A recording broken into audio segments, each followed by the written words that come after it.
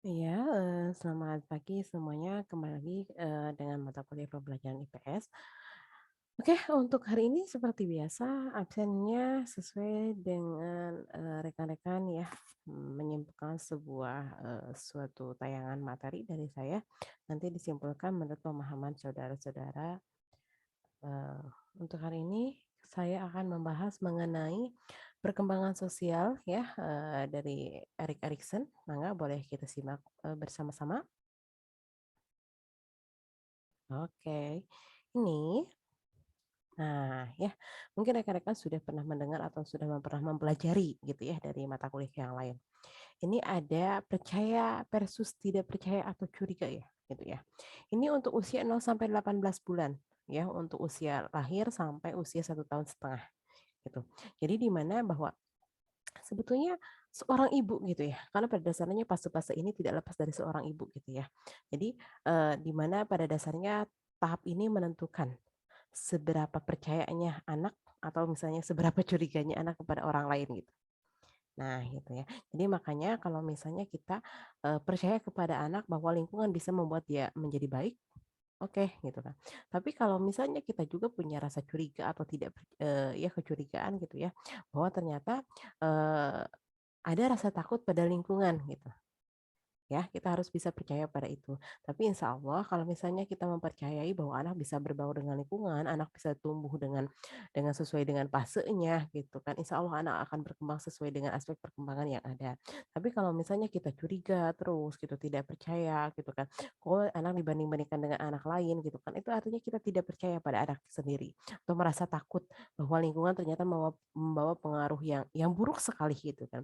Nah, gitu makanya kita harus percaya bahwa ternyata lingkungan yang kita diami membawa pengaruh yang kondusif, ya seperti itu. Terus selanjutnya adalah kemandirian versus ragu-ragu gitu ya. Nah, ini biasanya usia 1,5 tahun sampai 3 tahun gitu kan. Kita harus bisa membuat anak percaya diri gitu ya, bahwa dengan kemandirian itu ternyata bisa menghandarkan anak menjadi anak-anak yang baik gitu kan, menjadi anak-anak yang tangguh, menjadi anak-anak yang mandiri. Contohnya di sini adalah toilet training gitu.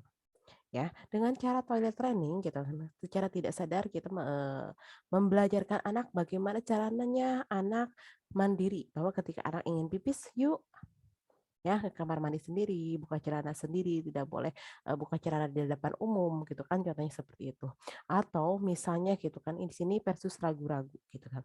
Kalau misalnya gitu kan, anak ragu-ragu dengan apa yang dia mampu gitu kan, sebetulnya anak mampu loh gitu kan, tapi karena ragu-ragu mungkin ya, atau mungkin tidak percaya diri gitu kan, sehingga dia menjadi apa, tumpuannya ibu lagi, ibu lagi, ibu lagi gitu kan. Nah jadi anak harus bisa mengeksplor apa yang dia miliki, "Oh ternyata aku mampu loh, yuk." Support anak untuk bisa gitu kan. Oh ternyata anak masih ragu-ragu atau misalnya anak masih tertatih-tatih atau misalnya anak masih ketergantungan lah. Orang tua pun harus bisa mensupport anak. Ya, itu usia 1,5 tahun sampai 3 tahun. Terus selanjutnya adalah inisiatif versus rasa bersalah.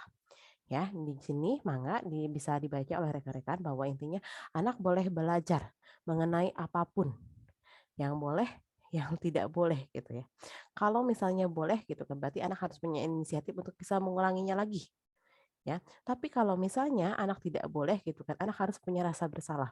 Oh iya, ternyata kalau misalnya, nyubit anak, nyubit orang ternyata nggak boleh ya gitu kan.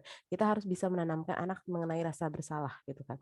Jadi buat rasa bersalah di sini bukan anak dijauhkan dari kelompok sosialnya bukan, tapi kita harus mensupport gitu kan, memberi pengertian, memberi pandangan bahwa gitu kan, yang dia lakukan itu adalah tidak baik. Nah, bisa dilihat di sini bahwa aktivitas atau perilaku utama yang menonjol pada fase ini adalah bertambahnya kosakata, gitu ya. Nah, yang dikuasai. Jadi makanya kalau kosakata biasanya bahasa itu dipengaruhi oleh lingkungan, gitu kan. Bagaimana lingkungan mempengaruhi semua aspek perkembangan anak, gitu kan. Namun pada fase ini anak-anak cenderung merasa bersalah, gitu kan. Merasa bersalah atau minder. Jadi kalau misalnya banyak juga anak-anak yang merasa pendiam atau misalnya kurang percaya diri, ya jangan jangan jangan diberikan rasa bersalah gitu kan dalam artian kamu nggak mau bergabung dengan yang lainnya karena kamu misalnya nggak punya duit ya, karena kamu misalnya dari orang miskin ya, atau misalnya karena kamu cengeng ya. Nah, jangan membuat diri anak itu merasa mempunyai rasa bersalah yang sangat besar gitu, sehingga dia minder, sehingga dia ditolak dari lingkungannya gitu. Nah itu ya, itu adalah untuk usia 3 sampai 5 tahun. Terus selanjutnya adalah tekun versus rendah diri. Ini untuk usia 6 sampai 12 tahun ya. Nah, biasanya usia 6 sampai 12 tahun itu adalah masa-masanya anak bersekolah gitu. Ya, masa-masanya anak mengenal jenis kelamin, identitas diri gitu kan ya seperti itu. Nah, misalnya kalau misalnya ini contohnya sekolah berarti anak harus punya kepribadian yang baik, kepribadian yang tekun, rajin gitu kan seperti itu. Atau misalnya bisa menghasilkan sebuah karya, bisa menghasilkan sebuah ide gitu kan. Terus selanjutnya adalah rendah diri. Jadi kalau misalnya rendah diri ini adalah kebalikannya. Dia merasa bahwa dirinya itu adalah eh, tidak punya kemampuan apapun sehingga dia merendah gitu kan. Sehingga dia apa ya, merasa bahwa dikucilkan rekan-rekannya tidak. Karena itu adalah dia punya pikirannya sendiri, transfer energi dari dirinya sendiri gitu. Kalau misalnya dia sudah bisa menstarter bahwa apa yang dia sampaikan itu baik gitu kan, tekun, rajin, mandiri, hasilnya pun akan baik. Tapi kalau misalnya dia transfer diri pada energinya masing-masing gitu kan, dia tidak punya kemampuan, tidak berbobot, saya miskin, saya jelek dan lain sebagainya gitu ya, seperti itu. Ya dia tidak akan bisa berjalan dengan kelompoknya gitu kan. Dia tidak akan bisa berjalan dengan apa identitasnya gitu kan. Karena kemanapun kalau di sekolah gitu kan dia akan membawa identitas yang dia bawa dari rumah gitu. Ya, seperti itu. Terus selanjutnya adalah 12 sampai 18 tahun. Ada identitas versus kebingungan identitas gitu. Ya, biasanya usia-usia ini adalah usia untuk mengenal atau mencari jati diri gitu. Ya, mengenal atau mencari jati diri, makanya dia harus punya identitas yang tangguh, identitas yang baik, identitas yang positif. Kalau tidak, dia akan menjadi linglung ya. Dia akan menjadi linglung, apapun kelompok sosialnya bawa dia akan mengikuti arus gitu. Ya, tapi kalau misalnya dia punya identitas yang baik, yang tangguh, yang kuat gitu kan, mentalnya kuat sekali gitu kan. Harus seberapa besar pun gitu kan, seberapa kuat pun dia tidak akan tergeser gitu. Ya, kayak identitas diri, tujuan hidup, makna hidup, visi misi ke depan, hobi, cita-cita yang kayak gitu gitu kan. Kalau misalnya identitasnya baik, cukup atau misalnya kuat, dia tidak akan tergerus zaman. Ya, seperti itu. Terus ini 18 sampai 35 tahun adalah dewasa awal gitu. Keintiman versus keterkucilan gitu ya. Jadi kalau misalnya usia-usia dewasa awal ini dia punya punya lingkungan yang baik, harmonis, cinta kasih yang tulus, cinta kasih yang besar gitu kan dari lingkungan sekitarnya gitu kan. Dia akan punya kehangatan di dalam dirinya gitu. Kedekatan di dalam dirinya gitu. Tapi kalau sebaliknya gitu kan pada dewasa-dewasa ini dia tidak menemukan lingkungan-lingkungan yang benar-benar dia mensupport dia dengan kasih sayang gitu ya. Dia akan merasa kok hidup saya begini ya, kok nggak ada orang yang sayang, kok nggak ada orang yang mau tulus sama saya gitu, intinya seperti itu. Makanya dia merasa keterasingan atau terisolasi gitu, terkucil gitu ya, seperti itu. Nah, 35 sampai 60 tahun, bangkit atau stagnan gitu. Ya, kalau misalnya dia merasa tadi terkucil, terpuruk gitu ya, tapi dia punya ada rasa, ada visi misi yang harus dia selesaikan atau punya pekerjaan yang harus dia selesaikan. Kalau misalnya dia terpuruk terus gitu kan, kapan bangkitnya gitu kan. Nah, di usia seperti ini, 35 sampai 60 tahun gitu kan. Tapi kadang juga banyak orang-orang yang berjayanya di usia-usia gini gitu, 35, 40 gitu ya. Karena dia punya keterpurukan, keterisolasian ketika dia sudah merasa titik jenuh, dia harus bangkit gitu. Tapi gitu kan, kalau misalnya dia sudah punya titik jenuh, tapi dia tidak punya semangat apapun, tidak punya cinta kasih gitu kan, tidak punya support system gitu kan ya, keluarganya hare-hare, keluarganya tidak peduli, acuh dan sebagainya. Ya, dia ada pada titik yang tidak baik gitu kan. Ya udah, dia tidak bangkit sama sekali, tidak bisa bangkit sama sekali gitu, tidak bisa mengejar cita-cita gitu yang diimpikannya gitu. Oh ya, ini 35 sampai 60 tahun. Ini adalah 60 tahun ke atas gitu.